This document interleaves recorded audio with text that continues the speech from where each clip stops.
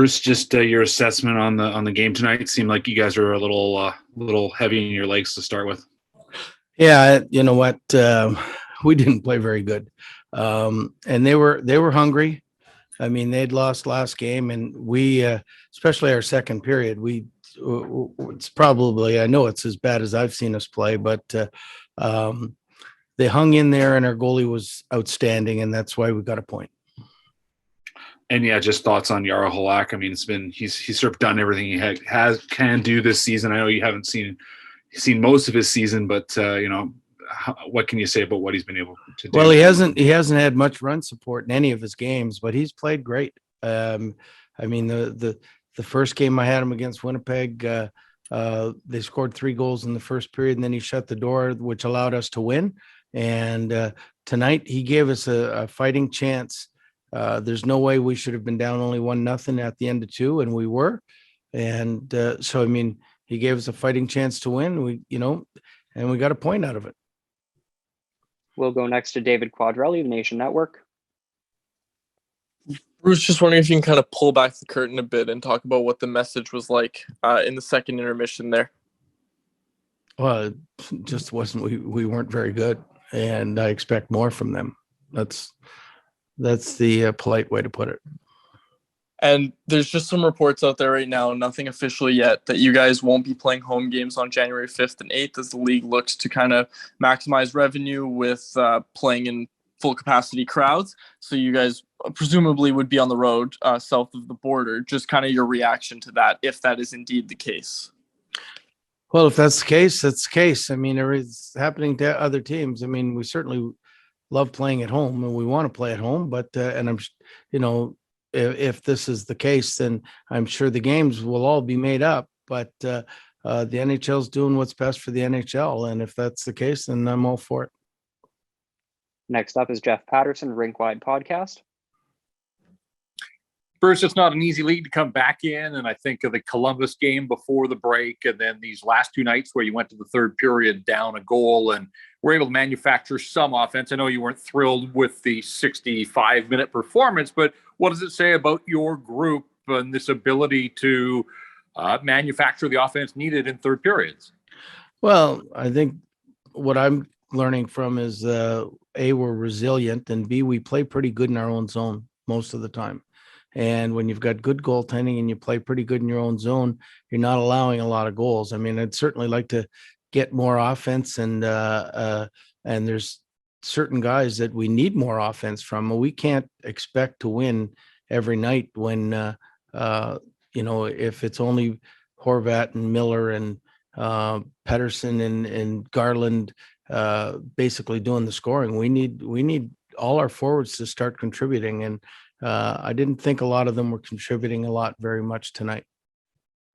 And your first look at Matthew Highmore in game action, his first game action in over 2 months as you continue to learn this team. And for a guy that had been off for 2 months, what did you think of him?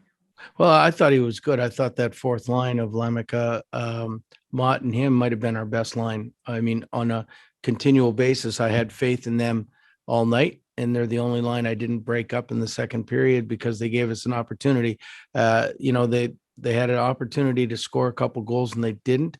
But you know what? And if they did, that would have been great. But they were skating and they were competing, and that's all a coach can ask for. Next is Mark Myers, AP Radio.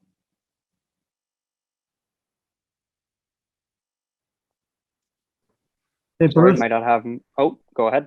Oh, okay. I was muted.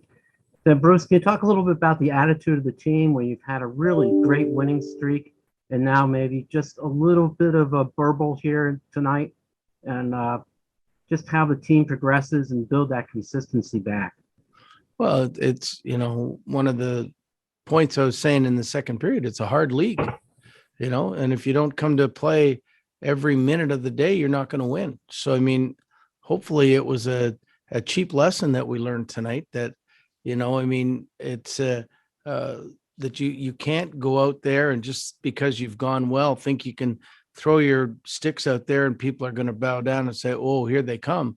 No, you have to bring your best every single night or you're going to be left by the wayside. And, and that's I just hope that was a great lesson that we learned tonight. Okay, thank you. Okay, we have time for two more here. We'll go first to Chris Faber, Canucks Army.